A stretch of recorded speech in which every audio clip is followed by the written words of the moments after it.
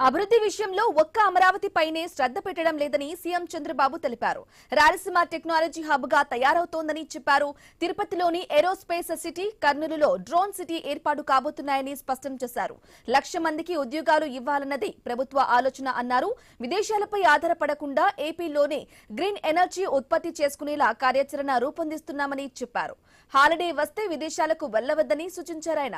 ఇక అరకు, పాపికొండలు, గండికోట వంటి ప్రదేశాలు రాష్ట్రంలోనే ఉన్నాయని ముఖ్యమంత్రి స్పష్టం చేశారు.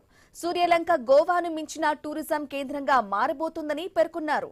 అమరావతిలో కిమ్స్ ఆసుపత్రి, వైద్య విశ్వవిద్యాలయం నిర్మాణానికి సీఎం చంద్రబాబు భూమి పూజ చేశారు.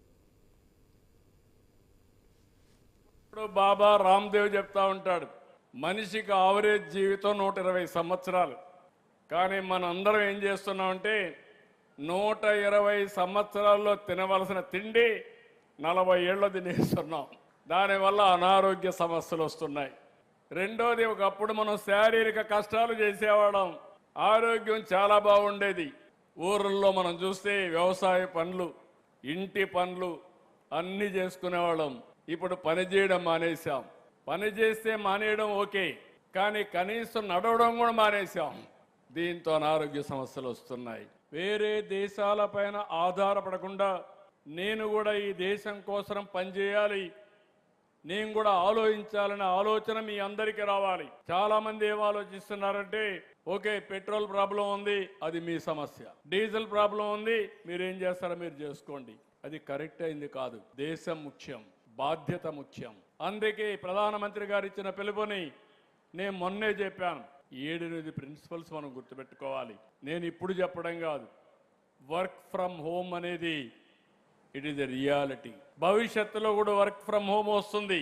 ఇంట్లో కూర్చొని ప్రపంచం మొత్తం పనిచేసే శక్తి వస్తుంది. డబ్బులు సంపాదించే అవకాశాలు వస్తాయి. గవర్నమెంట్లో కూడా ఇది చేస్తాం. దుబారా ఖర్చు తగ్గించాలి. అమెరికానో, ఆస్ట్రేలియాలోనో లేకుంటే ఇంకో దగ్గర హాలిడేకి పోతున్నారు. దానికంటే బ్రహ్మాండమైన ప్లేసెస్ అరకు పోతే కాశ్మీర్ కంటే బ్రహ్మాండంగా మన అరకు వ్యాలీ ఉంది. బ్యూటిఫుల్ ప్లేసెస్ మీకు కావాలంటే పాపికొండలకు వెళ్తే పోలవరం నుంచి దానికంటే మించిన ప్లేస్ నేను ప్రపంచంలో ఎక్కడా చూడలేదు. గండికోటకు వెళ్తే గ్రాండ్ కెనన్ కంటే బాగా ఉంటుంది.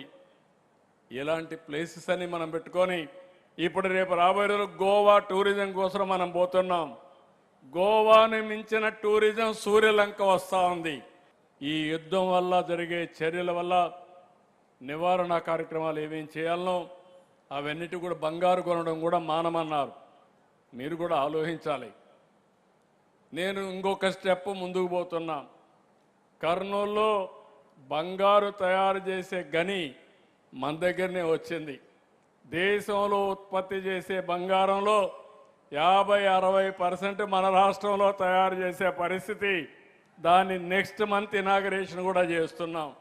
29,000 మంది రైతులు 33,000 ఎకరాల భూమి స్వచ్ఛందంగా ముందుకొచ్చి ల్యాండ్ పూలింగ్లో ఇచ్చారంటే ఇది ఒక చరిత్ర.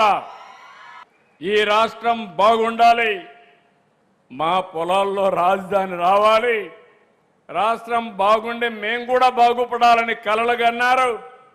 ఇబ్బంది పడ్డారు.